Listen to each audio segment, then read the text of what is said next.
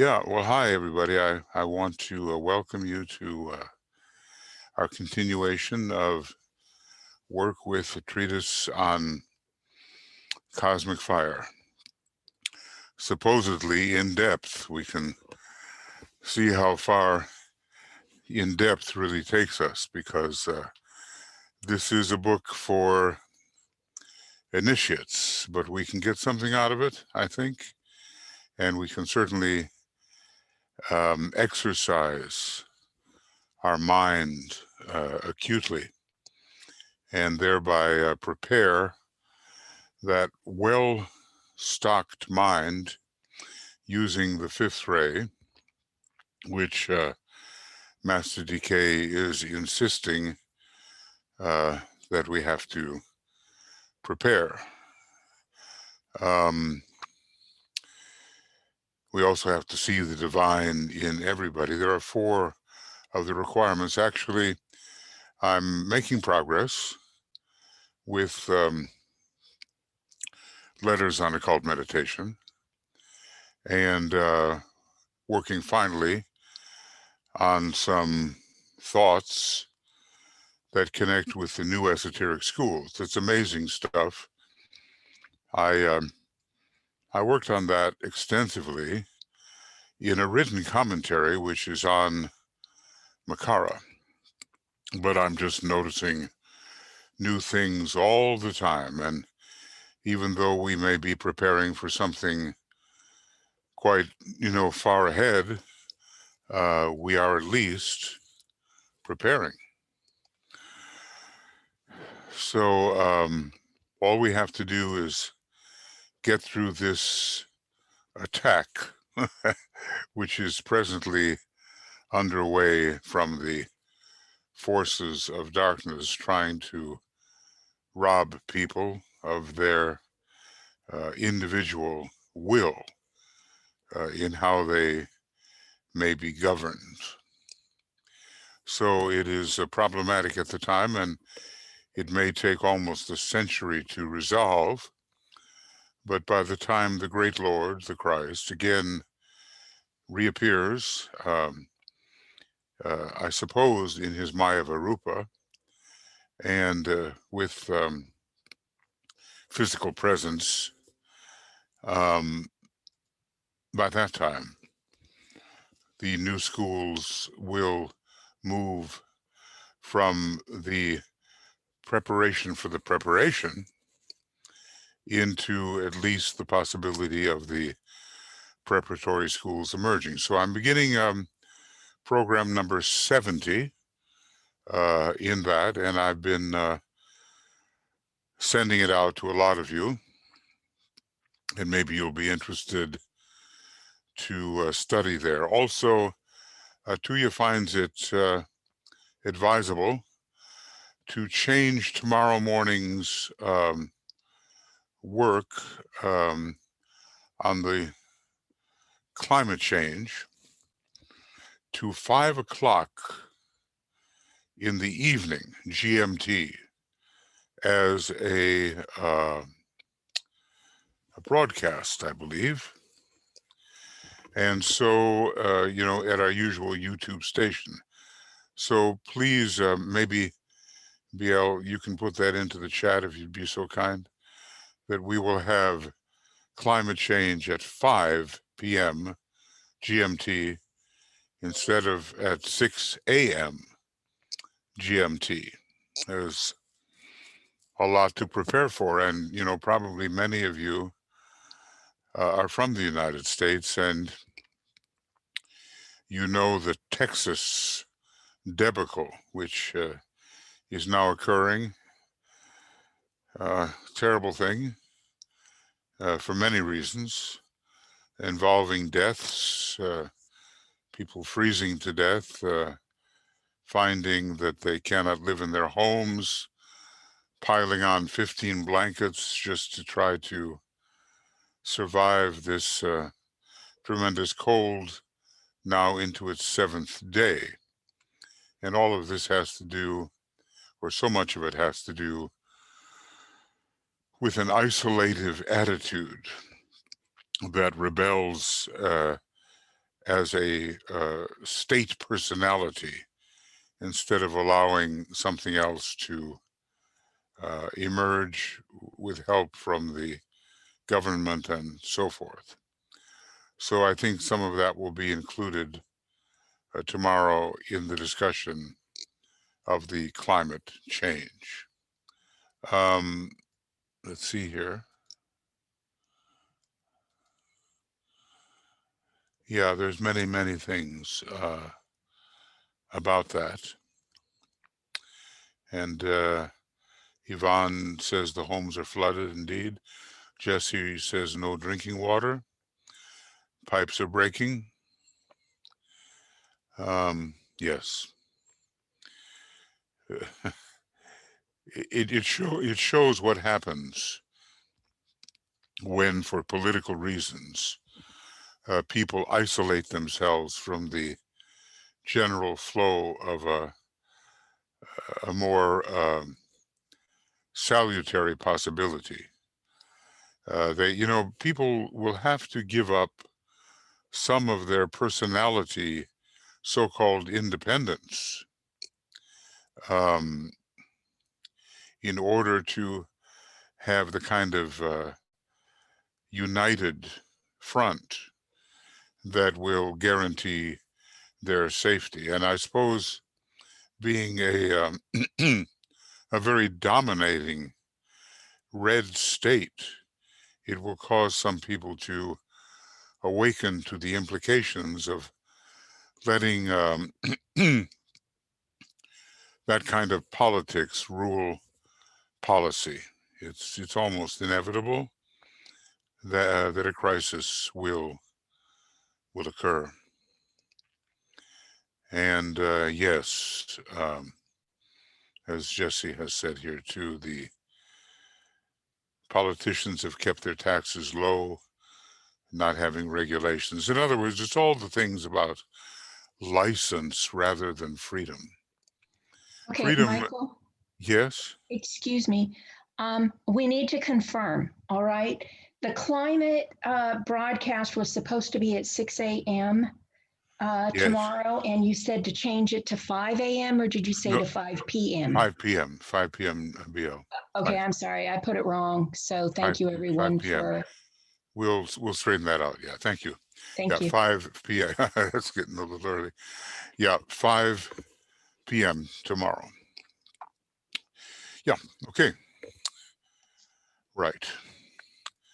Now, friends, just to welcome you here, thanking Michael Crow and BL for managing many technical details, and welcome to Annette and Ario, Astra, Catherine, Deborah, and Francois, Georgina, and Heike, Jesse and Joe, Joan and Johi, Leslie, Martine, Miro, Nesa.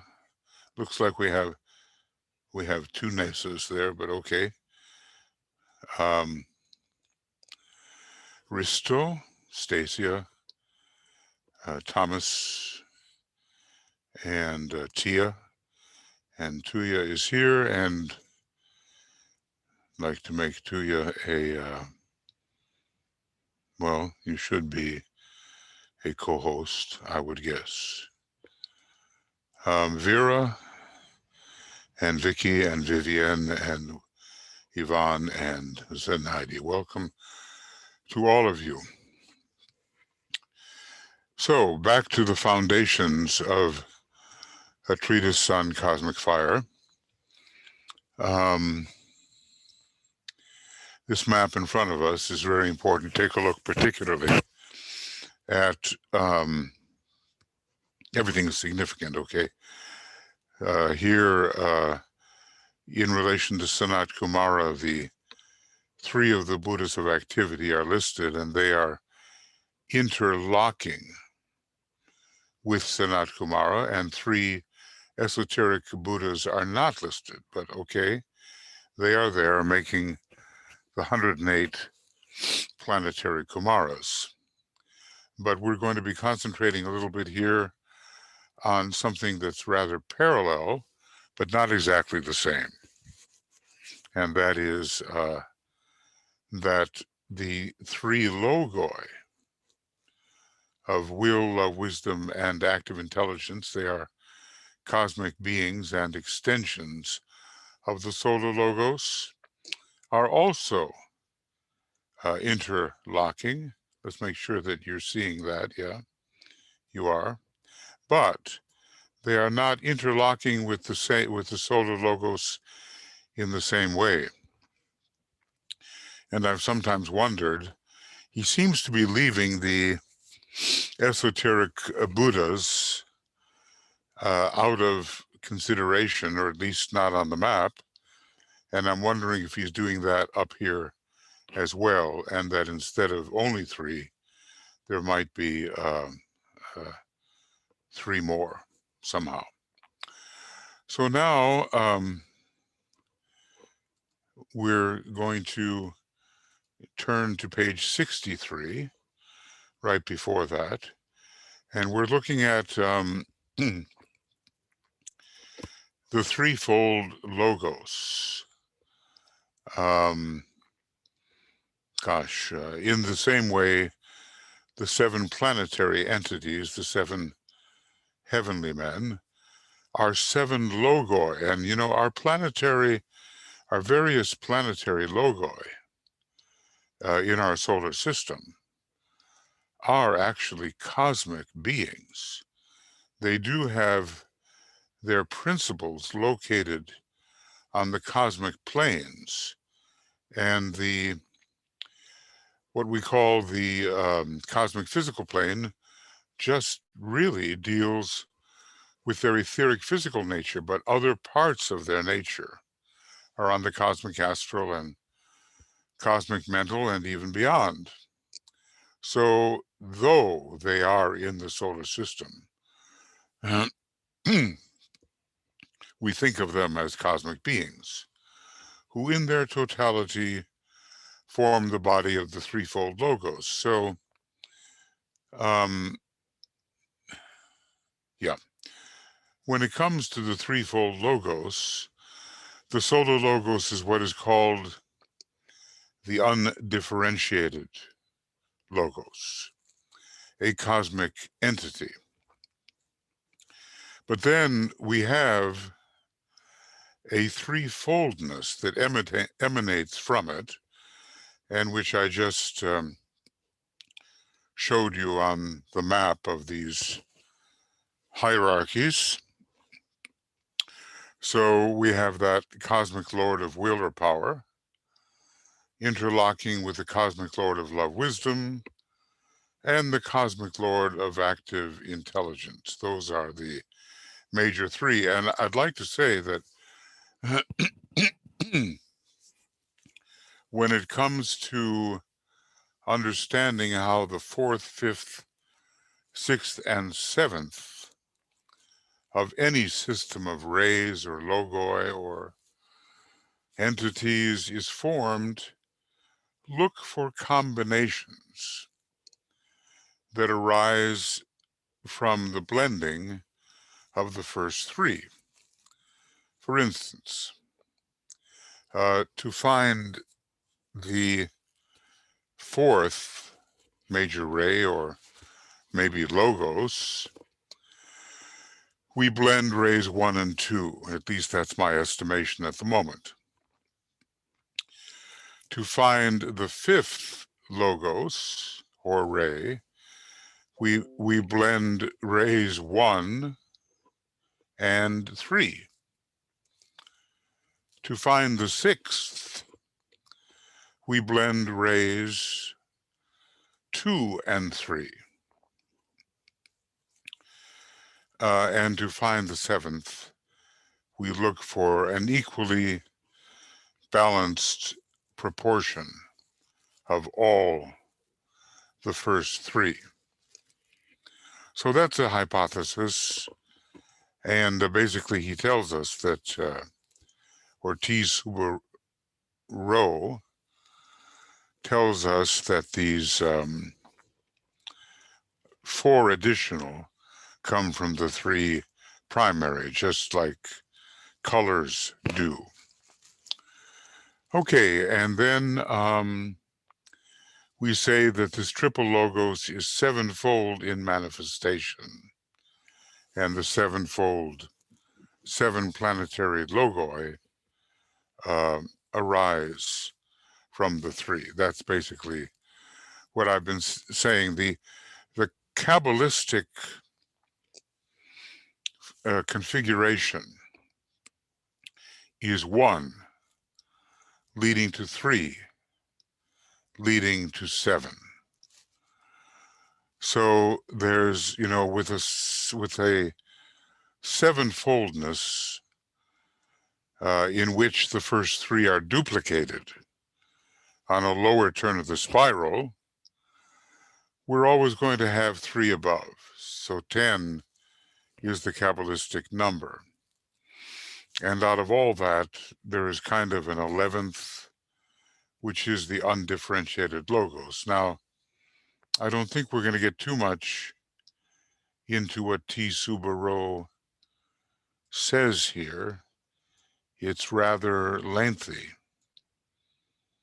And, but maybe I'll just read it. As a general rule, whenever 7 entities are mentioned in the ancient occult science of India, in any connection whatsoever, you must suppose that those 7 entities came into existence from 3 primary entities, and that these 3 entities, again, are evolved out of a single entity or monad, from 1 to 3 to 7, in which the 3 are duplicated on a lower turn of the spiral. And basically the map, one of the maps shows this. And let's see if I can, I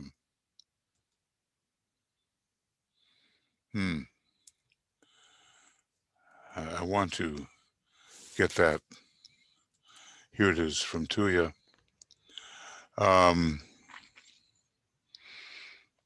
I want to show this, how this works. Notice that there are 3 majors up on the logoic plane. If we just consider the etheric physical plane cosmically. And then there are 7, but the 3 originals are duplicated on a lower turn of the spiral as subtypes. So from 3 to 7, and it all comes out of the one solar logos that is represented above. You have to be very careful when you're reading these maps, because a solar logos can mean many things. It might mean just a simple sun, but it might also mean a cosmic logos or something even beyond it. So the 3 logoi are here, and I just showed that to you in the earlier map. Those were the interlocking, what he calls cosmic logoi of will, love, wisdom, and active intelligence. All of these principles are operating, and they are standard up and down. So we want to get the idea of the fundamental organization of this. Now, going back.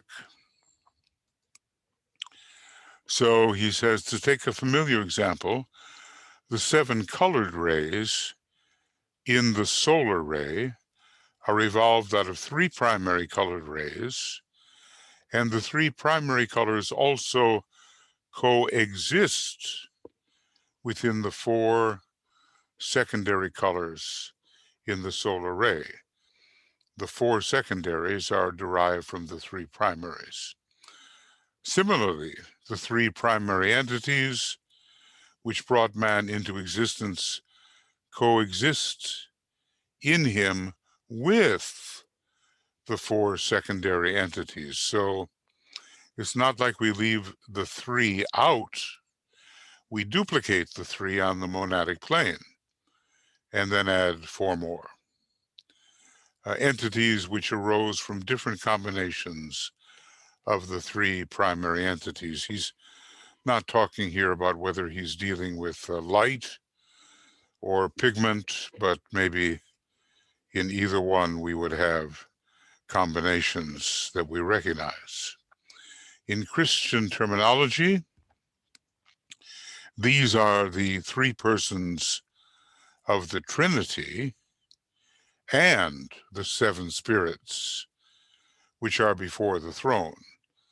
We might call them on our planet ray lords, who are reflections of the 7 greater sacred ray lords who are planetary logoi. And he says, compare our God is a consuming fire from Hebrews 12:29. Okay, so, he has his own explanation. He was a very high soul, probably the equivalent of Blavatsky. They were both probably 4th degree initiates. Then a bit more. Well, I'm not sure that it's necessary to read this one. I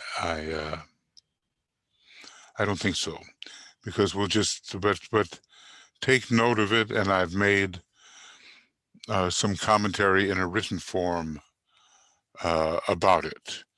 He's basically referencing Mr. Sinnott's book, and I think Sinnott was a disciple of Master K.H., and he's talking about the different levels of Krishna and the relationship of great rishis to 4 preceding Manus. It gets complicated, and I don't think we need to get off onto that.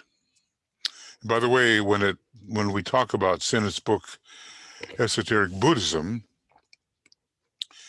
we have to remember that if we don't double the D and we have Buddhism, it means esoteric wisdom.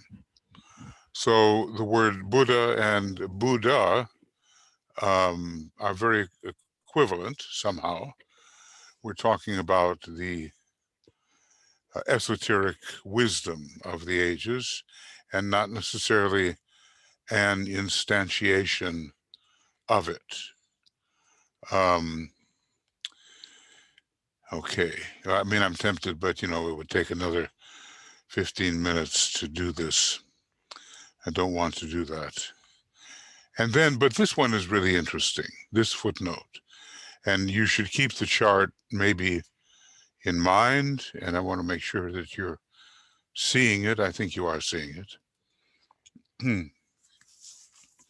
That we start looking at how to combine the 7s. Now, there are smaller groups, maybe family races and other things of that nature, but he starts with branch races, which are subdivisions of the sub-races, which are subdivisions of the root races. Okay, so 7 branch races make 1 subrace. 7 subraces make 1 root race.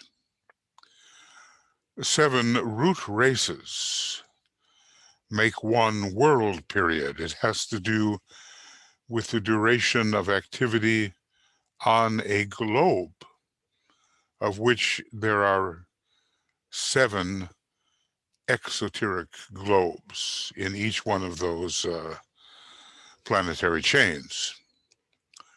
7 world periods, involving the globes, make one round, and 7 rounds make one chain period. And then if we combine 7 chain periods, we get the whole planetary scheme. What I've tried to explain before, at least in my estimation, is that there are rounds which are confined to activity within a chain, and there are greater types of rounds which involve all the chains, and I call them scheme rounds, whereas the kinds of rounds that are confined to the chain, I call them chain rounds. And then he jumps to the number 10, which is somehow fitting when you consider how DK works his esoteric astrology.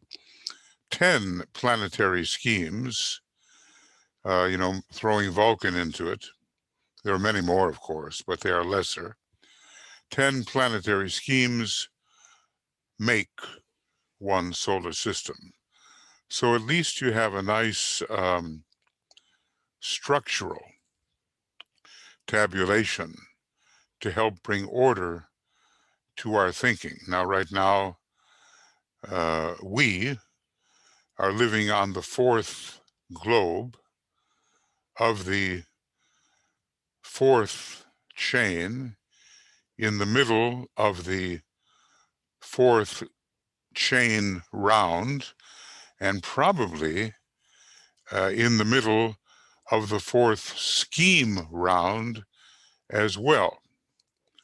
And our planet, our planetary scheme, is the 4th. Why? Vulcan, Mercury, Venus, Earth. There are other little things going on there, intra-Vulcanian, intra-Mercurial planets. There are lesser planetary entities either disappearing or appearing, and all of that can be considered part of the detail in our solar system. I was reading that when you're in a preparatory school, you are studying yourself as a microcosm, and your personality and your inner God and your soul response are the main things. And that's what we call the study of God immanent within. But when you start to study in the advanced schools, you're studying God transcendent, and that it makes a lot of difference what's going on in the solar system and in the local cosmos. We can't go too far, of course, because even the one about whom naught may be said is just one of 49 in local space. And we can't even hardly say anything intelligent about the one, that supercosmic logos to which we belong. So the universe in its subjective playing out will last a long time until, well, it's just a huge number of Earth years. And we have to have a whole new time scale, which is not based on the rapid appearance and disappearance of the personality, but which is based on the much longer duration of soul life, literally, millions and millions of years, and the monadic life even longer. So that's a good tabulation, and be aware of it footnote number 20. So now the cosmic entities we're talking about, just again to do what? To just remind us, are these three. Now we're going to be talking about them. They are differentiations of the solar logos. And as I've said before, each one of them comprises three planetary logoi.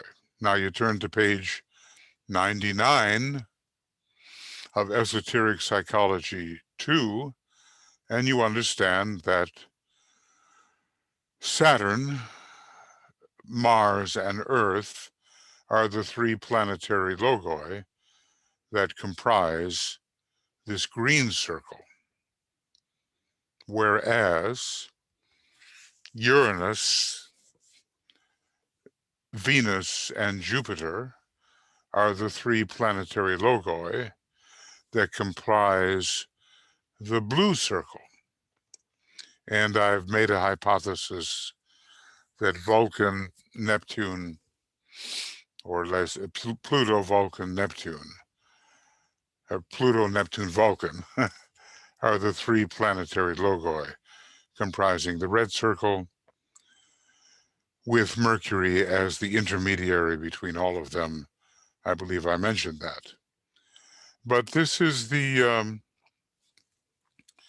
so-called solar systemic, Father, Son, or Child, and Holy Spirit, connected with the mother aspect. And maybe each one of us belongs somehow to one of these more than the other from a monadic point of view.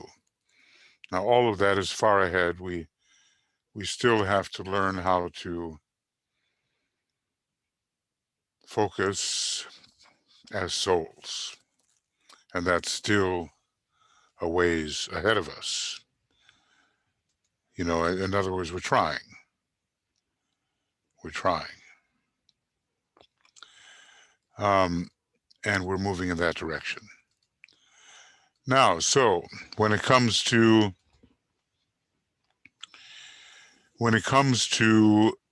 the green circle, each of the three cosmic entities in his essential essence is, in his essential essence, fire. Might be fire by friction, solar fire, electric fire. The whole book is about fire. And fire is basically substance, motion. Sometimes we should just try to define what fire really is. Is fire being, or is fire derived from being? And I would say the latter is the case.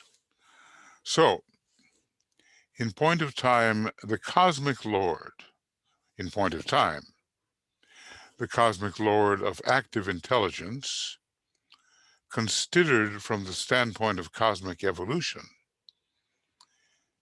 because it started earlier, is more evolved or unfolded than his two brothers. He is the life of matter, sustaining the manifestation of matter, and maybe being, in a way, matter itself. He is the life of matter. The third circle is its latent internal fire. And we've been talking about the internal fires and the latent fire and the radiatory fire. His is the fire essence that lies at the heart of the sun, of the planet and of man's material forms. So now we're talking about not the subjective cosmic vehicles of the solar logos, we're talking about the etheric physical nature of the solar logos, to which this cosmic lord of active intelligence, the first to appear, is related. And he is the sum total of the past and asserts a very karmic drag, if I can call it that, upon the development of the present solar system. That takes us then to the cosmic lord of love. Now, if this was a Word document, I could put this in blue, but if I do, you're not going to see it. But maybe if I do light blue, you can. The cosmic lord, the lord of cosmic love, the second circle underneath the solar logos, the blue circle, now seeks union with his brother. It's a great 2-3 merging, just like what's happening on our planet with its second ray soul and its third ray personality. A great 2-3 merging. And just like generally, what's happening with us. Our soul is generically ruled by the second ray, and the personality, whatever its ray may be, is generically ruled by the third. So 2 and 3, 2 and 3, 2 and 3 are trying to merge. Now, the trouble is, as DK explains to us, 2 and 3 don't get along so well. And he had a disciple who was a first ray soul, having her rays were very interesting.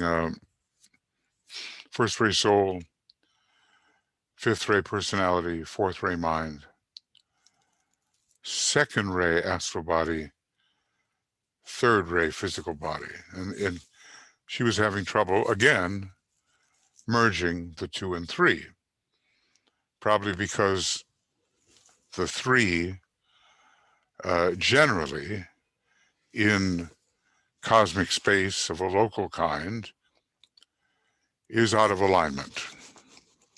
It just hasn't been elevated to the point it should be. So anyway, the Lord of cosmic love now seeks to union with his brother, and in point of time embodies all the present.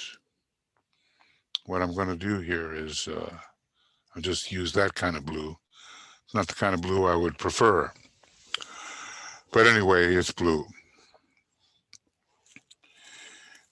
He is the sum total of all that is embodied now. He is conscious existence, because consciousness is emphasized particularly, not just activity, but consciousness in this second solar system, second major solar system, really the fifth in a series of solar systems. He is,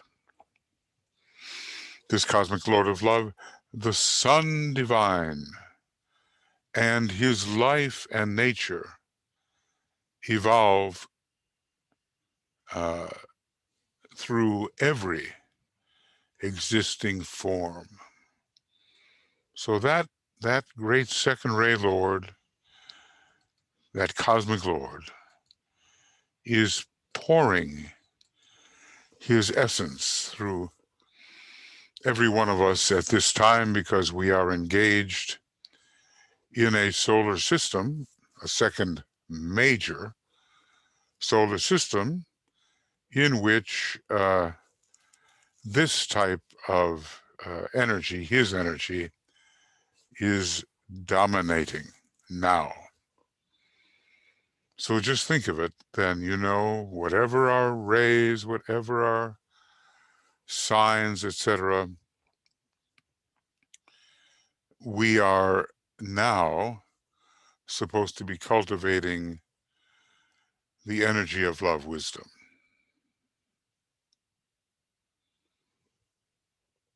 It simplifies things, there are many details that differentiate me from you and this from that, but behind it all is this great cosmic Lord of love. Now, the Lord of cosmic will, that's the red circle, holds hid the future within his plans and consciousness.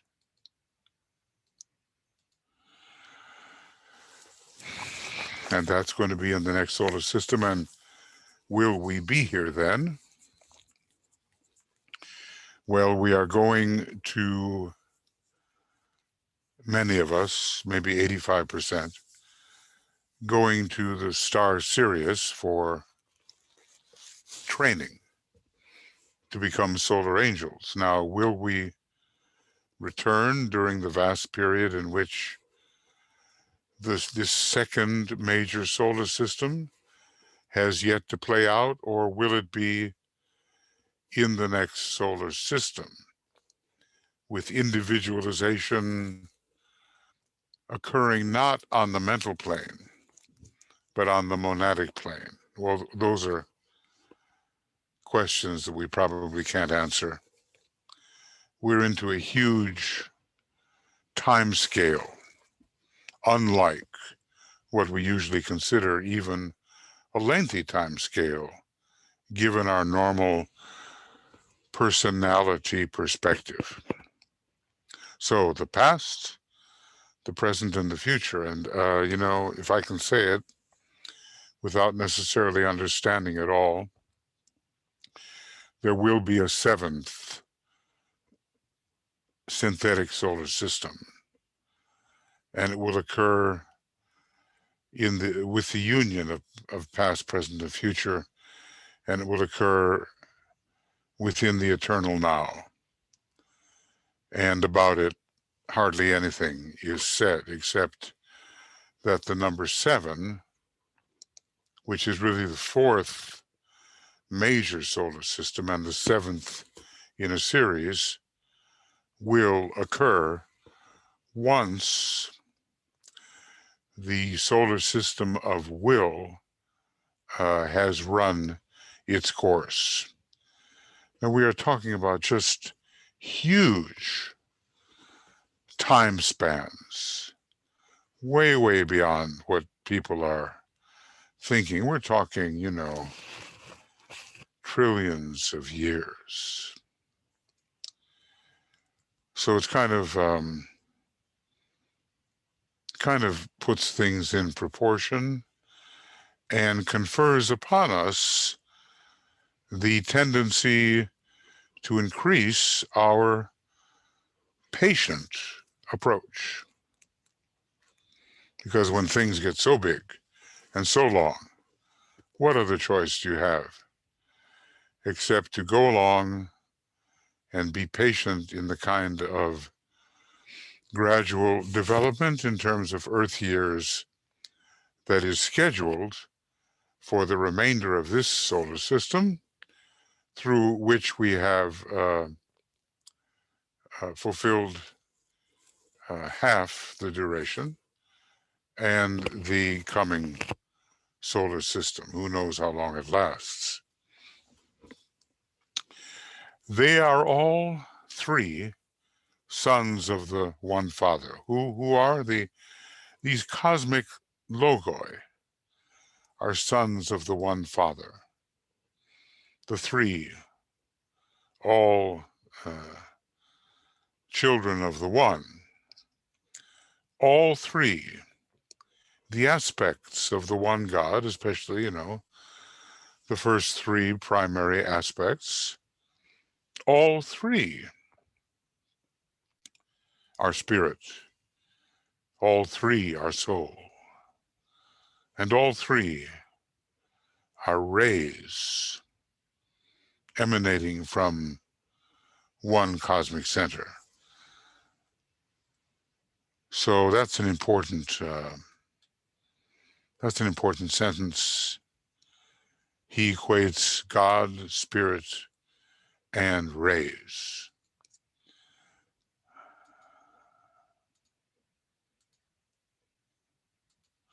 All three are substance. But in the past, one Lord was the elder son. Now, in the science of triangles, that would mean that that particular cosmic Lord of intelligence was on the top of the triangle. We've been talking about, in our science of triangles, we've been talking about triangles in rotation. And so cosmic intelligence would have been on top. Now, increasingly, moving into that position is cosmic love, to be on the top of the triangle. And cosmic will is not there yet by any means. And this will apply, of course, to the little triangles within our etheric system. I mean, we might identify, it's basic. Well, just turn to page 170 of A Treatise on Cosmic Fire. See, we're on page 63 now, so just let me know if I mess this up, but I'm going to try to go here. 170, and there it is. Now, these are, and I trust you can see that. Yes, you can. These triangles in our etheric body are triangles in rotation. Now, let's talk about man controlled from the mental plane. Or let's talk about something more relevant. Man partially controlled by the ego, advanced man, heart, throat, and head, the four lesser centers, and the alta. At different times, the throat will be on top at first, the heart will be maybe next, I'm not sure, but finally, the four lesser centers and the alta will be on top of that triangle in rotation. So when you are thinking about your own electrical triangular setup in your own etheric body, realize that you may be dealing with a certain triangle, but which is the aspect which at the moment of your present development is, as we say, on top of the triangle. And so it goes with all the others. Okay. All three are substance, but in the past, one Lord was the elder son. In the present, another Lord comes to the fore, and in the future, still another, but this is only so in time. In time. So, since it has something to do with time, I'll just make it green, because the third ray rules time and space. And here is another one of those statements that requires initiatory consciousness in order to be understood. From the standpoint of the eternal now, none is greater nor less than another. For the first shall be last, the last shall be first, and the first last. So this is a way of dealing with Alpha and Omega. And out of manifestation, time is not, and freed from objectivity, states of consciousness are not. Well, that's going to be not for everybody to understand, is it? But basically, he's talking about entering the consciousness, the awareness of being, transcending time, transcending space and the various objective states of consciousness, and entering into something that just doesn't change, and that is being itself. So we've dealt now with three principal cosmic logoi, which are aspects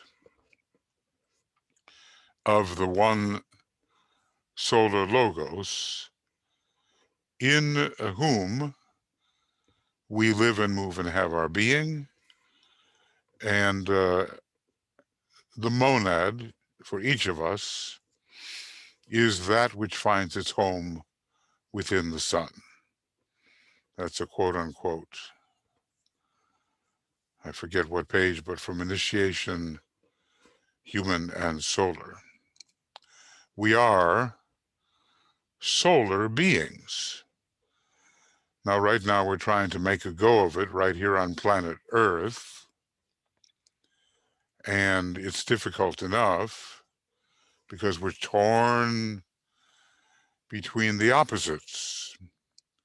And we are called adjudicators between the pair of opposites. Okay.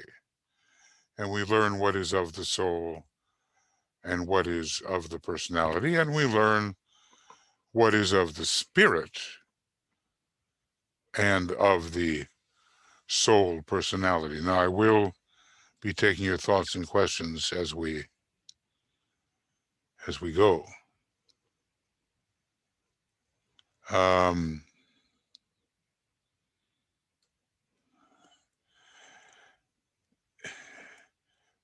Interesting questions are being asked, but the whole thing has an electrical interpretation, and some of the fifth ray types will present the mysteries or encounter the mysteries in terms of electricity, positive, negative, and neutral. We're told that neutral electricity is not something we really know much about at all. And that's because we don't know much about solar fire at all. And further, pralaya is a cessation of activity. But the eternal now can be realized at any point in the midst of activity, in the midst of the interchange of energies. The eternal now, past, present, and future, can be realized by the initiate consciousness, and one does not have to wait for that cessation of activity we call pralaya. The fire of spirit is the essential fire of the first Lord of Will, plus the fire of the second Logos of love. You know, we hear about love and will, how important they are, and even in the causal body, the strictly knowledge petals begin to disintegrate and give over to the intuitive wisdom of the Buddhic plane before the causal body is destroyed. So we've had a lot to do with the fire of activity, the fire of the past. And now we're moving into the fire of love, wisdom, and as much as possible into the combining of love and will, which we could call then the fire of spirit. Now, how will we know when we achieve this? Well, it's just going to be a different perception altogether. These two cosmic entities, remember, underneath the solar logos in the map, these two cosmic entities blend, merge, and demonstrate as soul. We need the spirit in order to demonstrate the soul, basically. And that's how individualization took place before the solar angels arrived on the scene to facilitate the moving out of a condition of retardation. We were held back by our own mistakes, and the solar angels come in to help us achieve a schedule that we should have kept but did not. These two cosmic entities blend, merge, and demonstrate as soul. Interestingly, even at the first initiation, the monad is active within the soul, although we in our brain consciousness don't realize that. And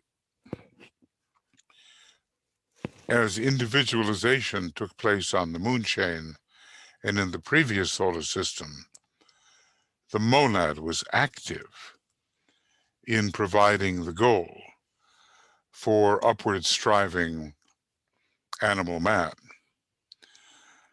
So, demonstrate as soul, utilizing for purposes of manifestation the aid of the third logos, which has already been developed. So the three fires do blend and merge. I wish there was the right color that I could do here. If I was working in Word, I could do it. In this fourth round, and on this fourth globe of our planetary scheme, the fires of the third logos of intelligent matter are fusing with the fires of cosmic mind, which involves the second aspect, showing as will or power, and animating the thinker on all planes. Important statement. All three are merging. Intelligent matter, cosmic mind from which comes will, but at the same time, the higher mind has to do with the soul nature of our planetary logos, and it showing as will or power and animating the thinker, the soul, on all planes. The object of their cooperation is the manifestation of the cosmic Lord of Love. So there, from electricity, when the first aspect and the third combine, it is for the purpose of bringing forward the demonstration of that form of neutral electricity that is solar fire. this should be pondered upon, for it reveals a mystery. And, well, you could stop right there and spend a long time pondering about how the one and the three yield the greater development of the two. That's what we're trying to do on our planet now. And in our own lives, bring the two out. Not that it's so easy to reach the first aspect, but we are striving meditatively into the second aspect. But from a larger perspective, he's saying how it works on our globe and in our planetary scheme. The third logos connects with the fire of cosmic mind, which demonstrates, interestingly, as will or power. Well, cosmic mind, from another perspective, is the soul and love wisdom, but we are not into the monad of our planetary logos. We're into the willpower demonstrating through cosmic mind. Put those two together, and what's important is that love, wisdom emerge. Always, always what's important for us individually and in our groups and in our nations and in humanity is that love, wisdom emerge.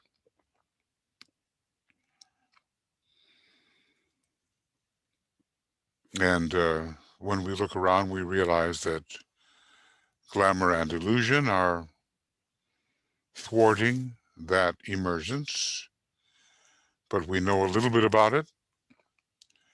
And so internally and through meditation and through our service, whether inner or outer, we can facilitate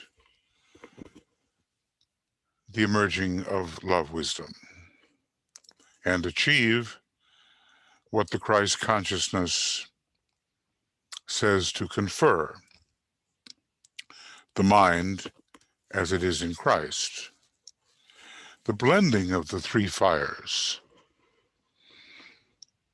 the merging of the three rays, and the cooperation of the three logoi have in view at this time and within this solar system the development of the essence of the cosmic Lord of love, the second person of the Logoic Trinity. That is the principle that we should take away from all this. Three fires, three rays, three logoi will blend, and at this time, maybe not other times, but at this time, and within this solar system, the blending, the emergence of the cosmic Lord of love is the goal. Earlier, it was not so. Later, it will not be. But now it is. When viewed from the cosmic mental plane,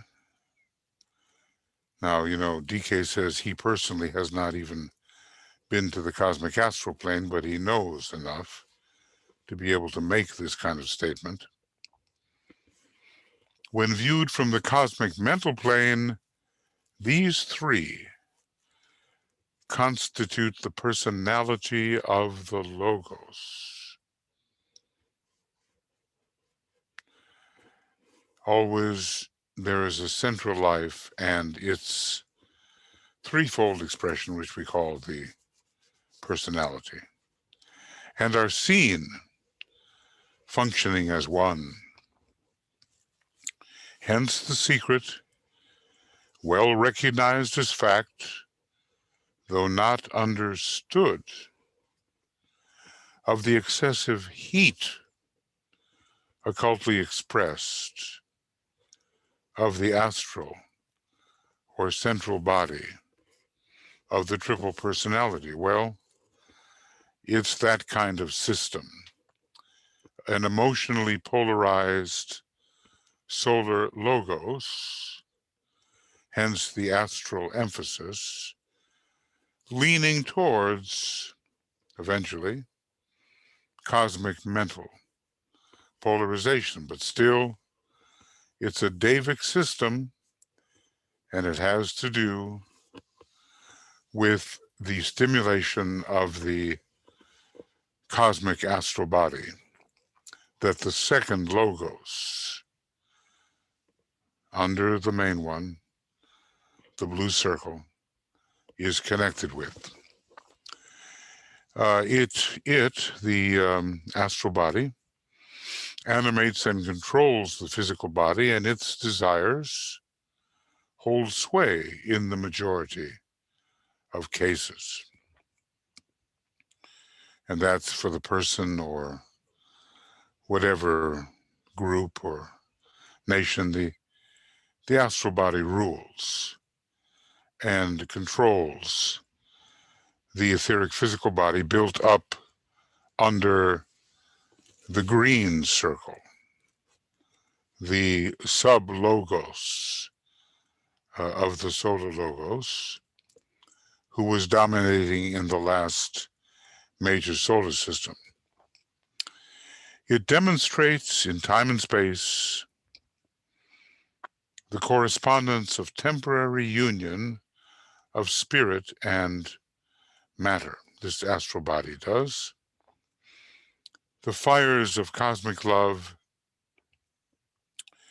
and the fires of matter blended. Well, that takes us back to the 2 and the 3, which all of us are trying to achieve somehow. And a similar analogy is found in the heat apparent in this second solar system. Okay. I think that's going to have to be, well, basically, he just says, the inner fires of the atom can likewise be seen functioning along similar lines, and their demonstration already somewhat recognized by science. This being so, there exists no necessity for further elaboration. And then again, here's Bhagavan Das speaking, but we won't get off into the Hindu terminology right now. Okay, 3 are the personality. They function as one. The dominant is the astral body in this solar system. It is the most heated up. It naturally is going to relate much to Mars. The central body is the dominant body, and it controls the physical body, and desire holds sway in the human being, in the group, on the planet, and finally within the solar system. Spirit and matter united bring out this heat in this cosmic love system and account for the emergence of heat in the solar system through which we are living. So, practically speaking, this is why it's so difficult to train the astral body. It's like wild horses, and it's an undivided plane promoted by the particular conditions of our astrally polarized, presently astrally polarized solar logos. So we'll start next time, whenever that might be, with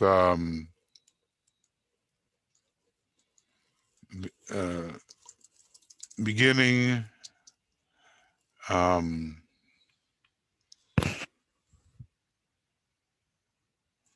well, when's our next cosmic fire? Do we see it?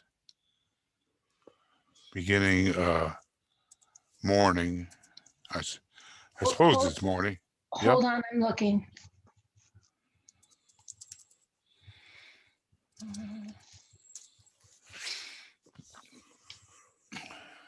It won't be next week because of the pre-full moon. It's going to be 6 p.m. on Friday, the 19th of March. So it's p.m. Yes. Okay. At least that's what I'm getting from the master calendar. Okay, good. All right. Well, there's a lot to think about, and all of us are being trained to think in the terms that Master DK is noting through his particular use of language. So just hang on, and we'll be okay. Heat in the second solar system.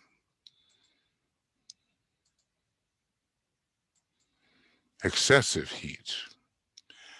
Excessive difficulty in training the astral body, and the control by the astral body of the etheric physical. In other words, desires rule.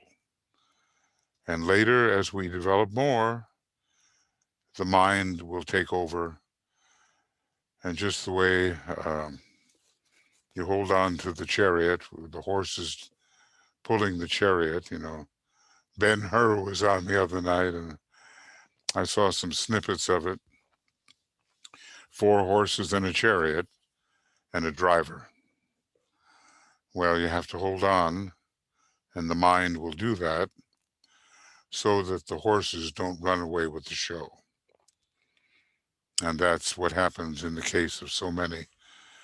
And basically, when we have that riot in the Capitol on January 6th, if you look at how the people were with their mob psychology, the horses were running away with the whole process and blocking out a wiser form of mental control.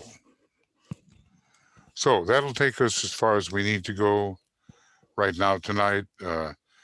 Tui and I have a 10 o'clock meeting, so we can only go so far.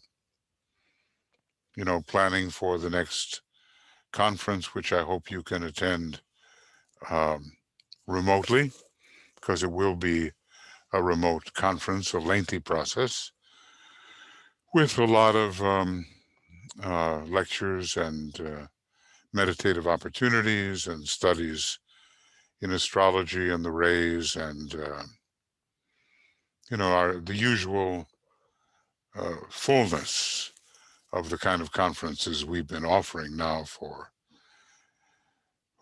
ever since 1986, I think. So, you know, we have to get all of that ready for you. So, your thoughts, Michael? and yeah, BL. I'm sorry. Yeah.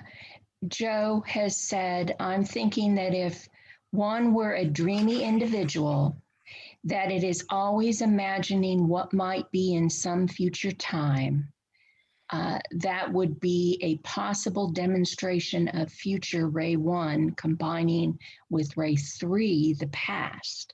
The result would be development of ray 2, love and wisdom in the present. And then she asks, does this make sense? Well, I have to think about it, Joe. The minute you start talking about that dreamy individual, I immediately think of the way Neptune understands things, with Neptune being a major second ray monad planet. Uranus ray 1, monadically Neptune ray 2, Saturn ray 3. See, from a certain point of view, the first ray and the third ray together can be very materialistic. And if you look at China with its Taurus soul, and maybe if you look at Israel or the Jewish group with the ray 1 and ray 3, there's a lot about will and matter. But DK does say that the combination of the two will help to force the second ray to emerge. But when we're looking dreamily, it suggests the astral plane.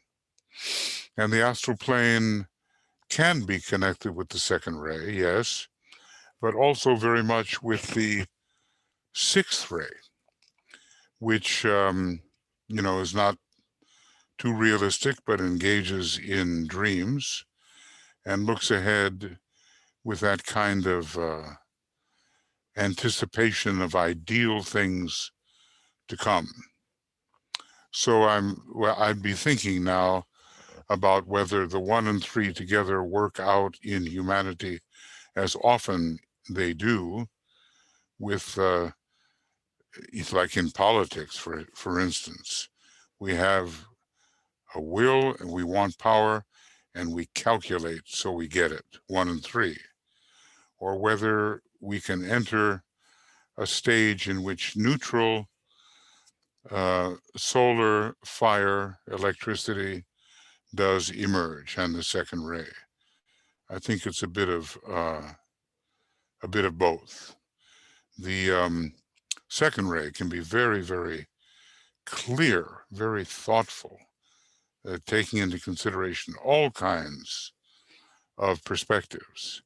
Not so much with the Neptune sixth ray, because after all, Neptune really operates more on the sixth ray right now for humanity than it does on the second ray, its monadic ray.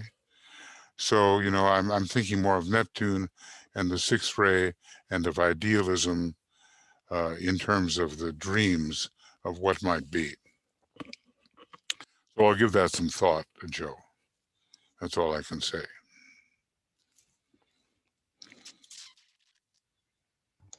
She says, love the answer, thank you. Yeah. And I don't really see any other questions or hands up at this point. Well, I don't blame people because, when we're dealing with cosmic fire, especially when we're dealing with the matter aspect, which tends to be the province of the fifth ray and some of the seventh ray, the rays are a bit different than the ones that we usually think in terms of. So we do have, quite a foundation here that we're trying to establish so that when we get to, will we ever, to page 222, when solar fire comes into consideration, we will have this very solid, factual foundation about the lower fires, which are the builders of the foundation under the third ray. That's one of the names of the third ray Lord, the builder of the foundation. We'll have that to support our understanding of the soul nature. Solar fire, the fire of higher mind, and so forth. See, in one way, abstract mind is the way will gets to us.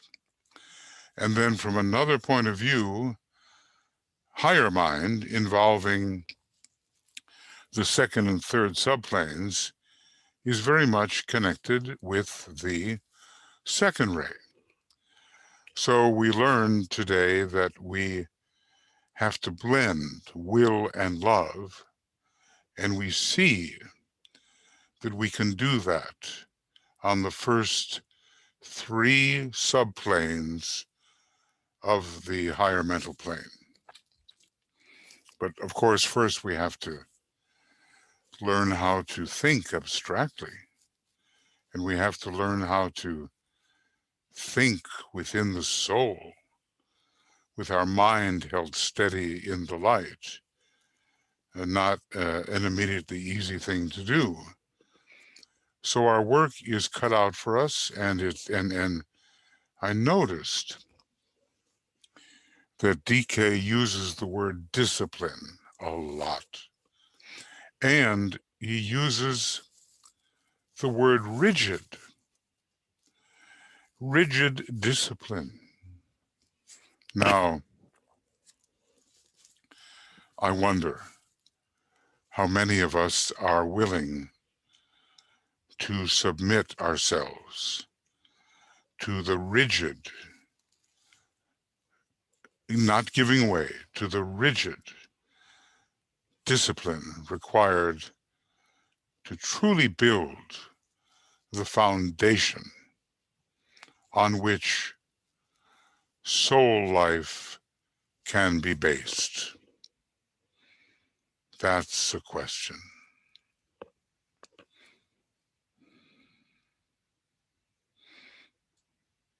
Okay, we have more. BL? Yes. And Veronica says, in one of the meditations, we say, I dream not. When one dreams, does he use matter of the astral plane? Is that why we must dream not? Or is it because it's for the personal self? Maybe a bit of both.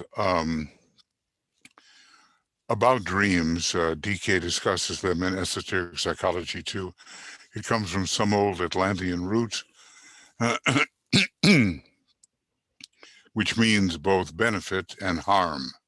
So I guess it depends on the quality of the dream. But the idea is that as students of esotericism, we try to be realistic and not off in some kind of dream world which does not have a possibility of manifesting or of manifesting the divine plan.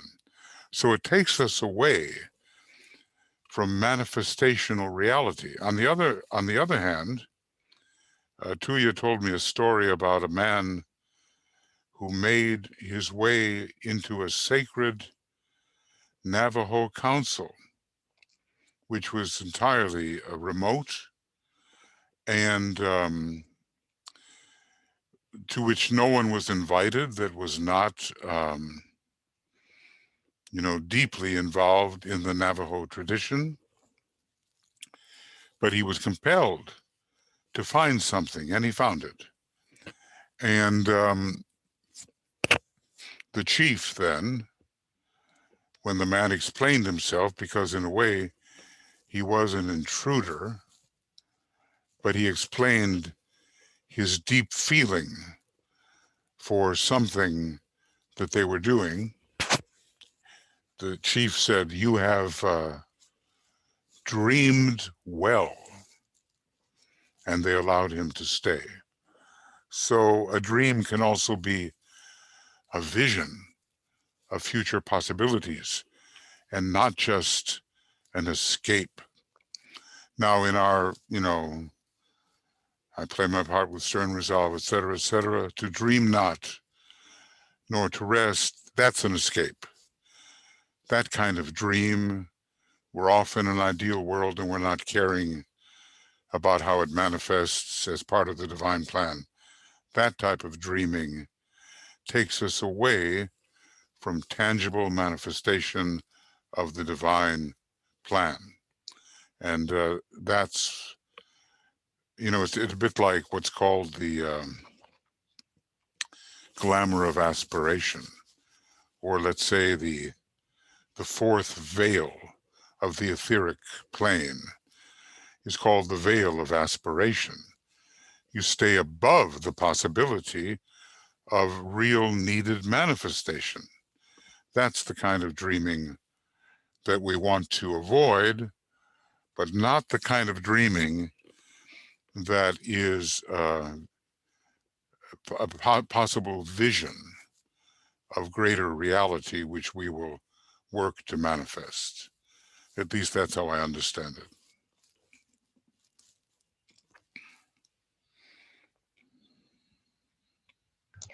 Okay, I don't see any more comments or hands or anything. I see one more thing here. Perhaps those of us that are strongly ruled by Saturn have no other choice. But that turns out to be a blessing. Yeah, I mean, Saturn takes you right down to physical manifestation. And Saturn is not about escaping from anything or resting when you feel like resting. It's all about must do, must do. My old teacher used to say, must do is a stern commander. So Saturn and Neptune, if you think about it, one leads away from the physical plane and one takes you right down to the physical plane. Now, if they could work well together, then the dream or the vision could be manifest through Saturn. The Neptunian dream or vision could be manifest through Saturn. So, Saturn is a great friend of disciples, and it is that planet, which is the planet particularly of discipleship. And by forcing us to get the job done, we definitely benefit. So we have to make friends with Saturn. And Jesse is saying here, start recording, but okay, we are recording at the present time. That was a long time ago. Oh, okay. Oh, right. So things are not necessarily, that's right. I see. I'm sorry. Okay. Okay, is there anything else, anyone who wants to speak or put something into the chat box? Because if not, we'll close with the great invocation, and tomorrow evening, then at 5 p.m., we will have our work with climate change. I guess, when climate change, the effects of it become so drastic that they're not only at your front door, but they're in your house with icicles in your house, then you begin to pay attention. And let's hope that we all wake up before it's too late for so many of us.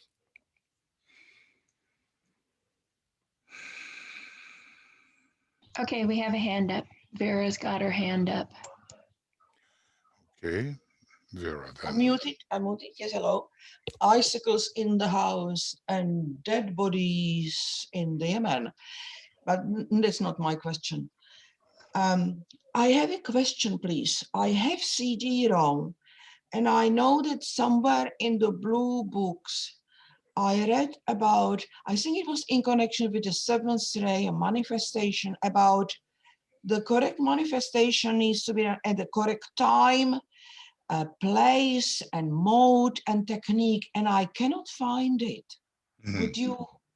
Would I? If I could, I would.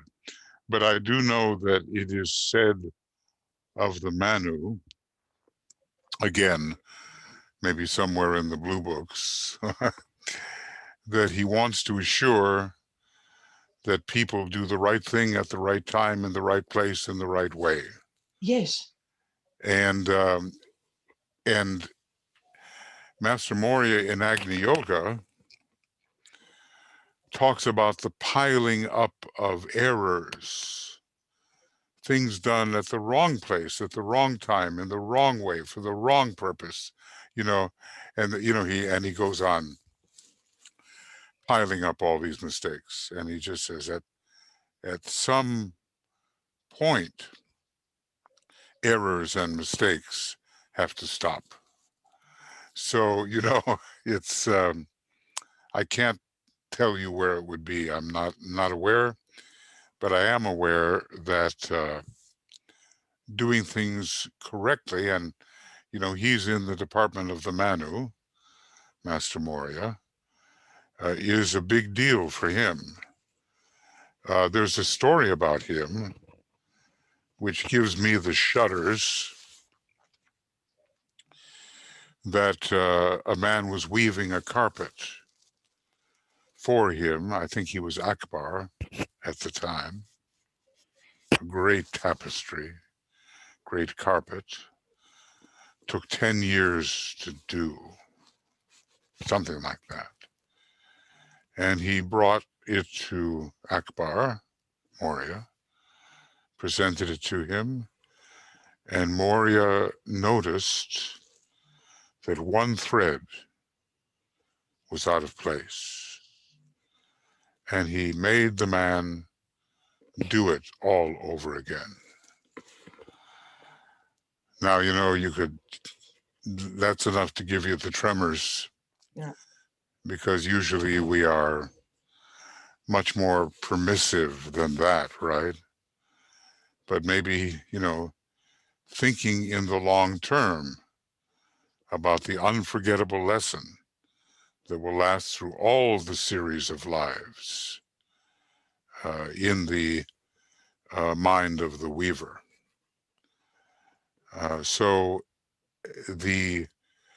Oh yes, and he also said that mistakes in books are like sores, running sores, something like that, very unpleasant imagery, and they have to be corrected.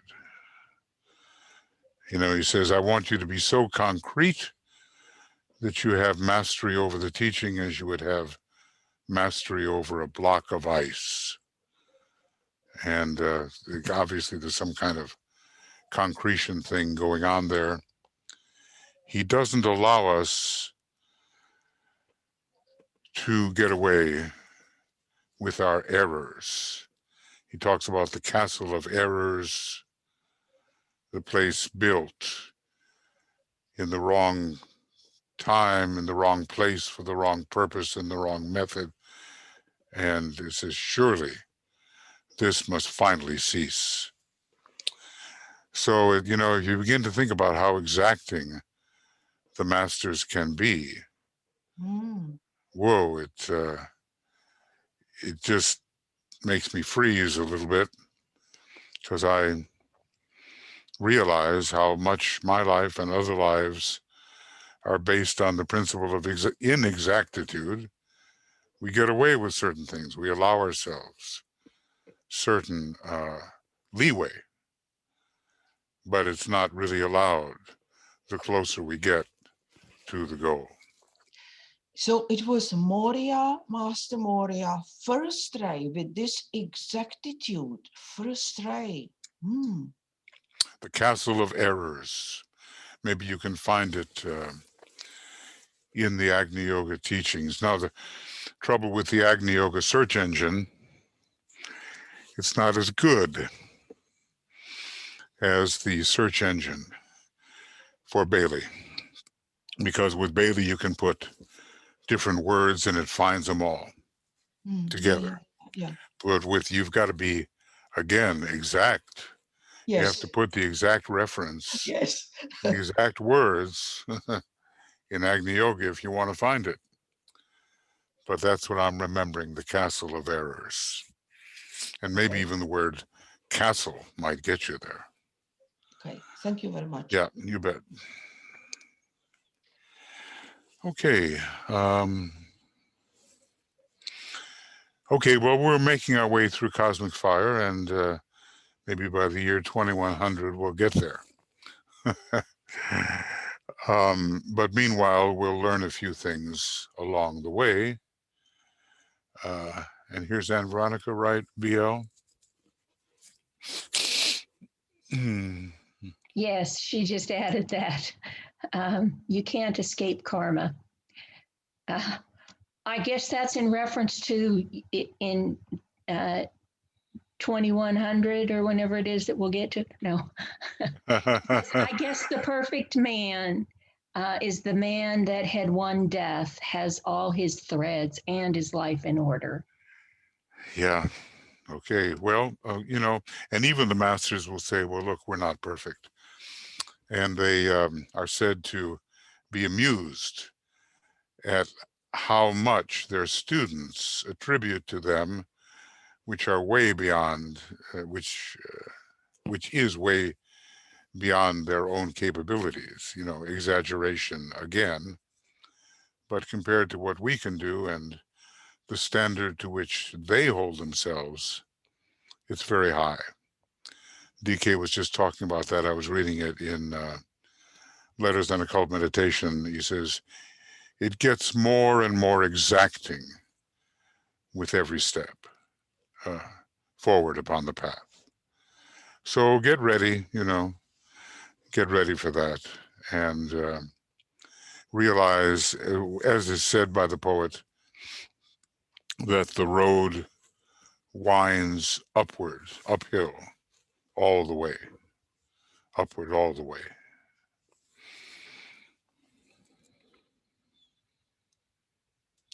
All right. And Heike says every error is a distortion of the plan. We have to learn to go with the plan.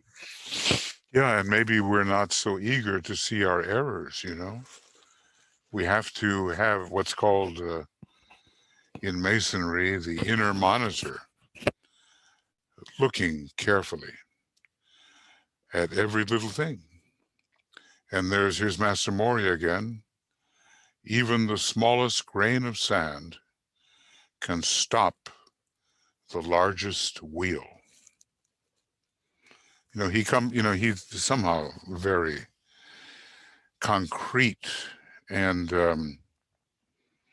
he comes up with these sayings that just kind of impress you in a way that you cannot overlook again. So it's an exacting path, and every one of us can say that, but then the pain of being exacting on the path is not necessarily something we embrace so happily. And yet eventually we must. I'm always shocked, you know, this second ray master, Master DK, how very exacting he can be about what has to be done, or you just don't get there. So we're all together here realizing the demands that will be made upon us, and we have the choice: do we fulfill those demands, or do we give ourselves a lot of slack? You know, kind of a Jupiterian thing. Well, here's a lot of rope, but the old saying about rope: if there's too much, you can hang yourself on that. So developing a kind of intense attitude is a reasonable thing when we want to sustain necessary points of tension, and we don't want to let sand and dirt and distortion and whatever get in the way.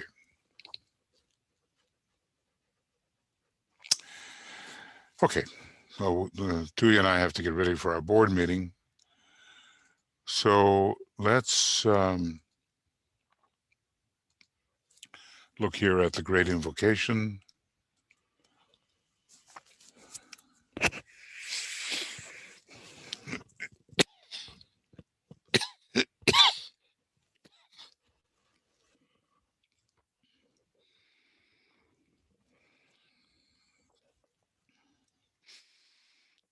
From the point of light within the mind of God, let light stream forth into the minds of men.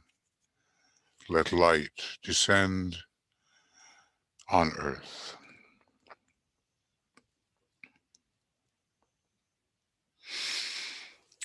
From the point of love within the heart of God, let love stream forth into the hearts of men. May Christ return to earth.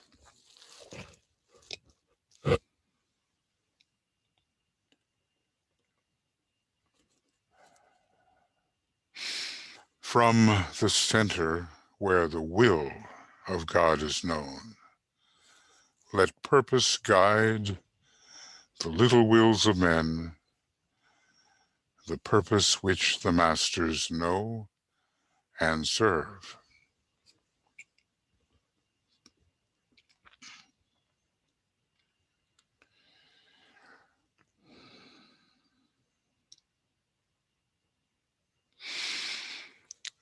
From the center which we call the race of men, let the plan of love and light work out, and may it seal the door where evil dwells. Let light and love and power restore the plan on earth.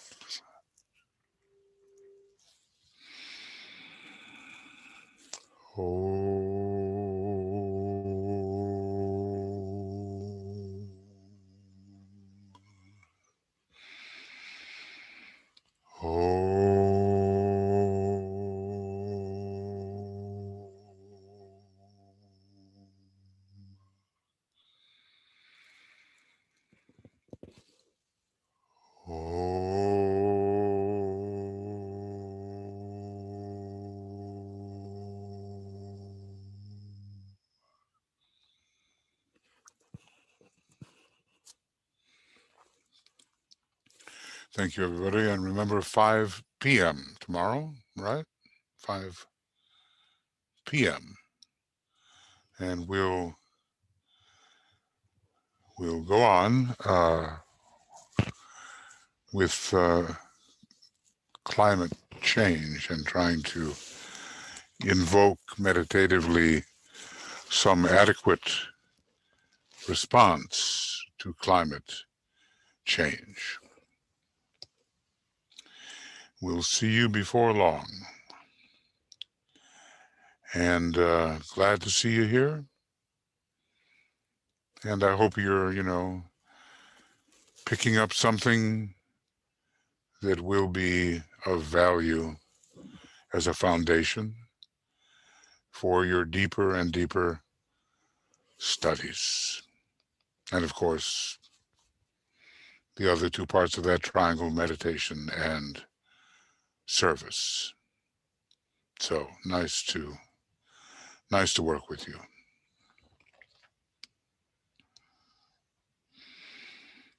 Bye-bye for now.